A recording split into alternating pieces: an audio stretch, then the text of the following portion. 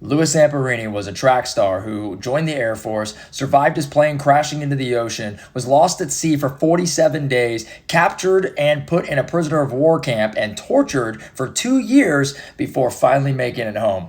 This is his story. So, after a short stint in track and field, the highlight of which was coming in 8th place at the 1938 Olympics in the 5,000 meter, Louis decides he's going to enlist in the United States Air Force. So in 1941, Louis joins the Air Force, and after the war begins, he becomes a bombardier over the Pacific.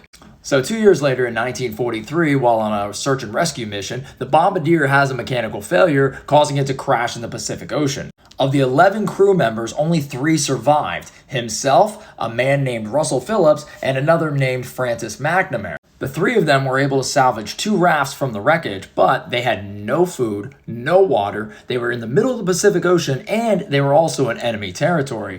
For weeks, they drifted around the ocean like that, catching small birds, fish, and collecting rainwater. And then tragically on day 33, McNamara died.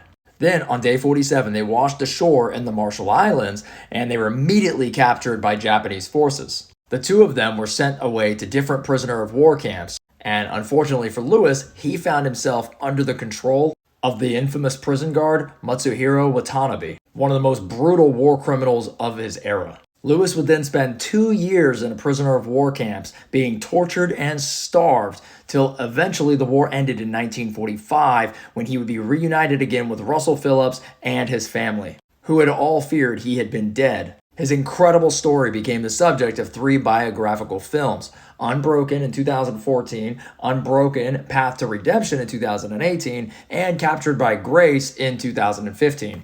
He ultimately died July 2nd of 2014 at the age of 97.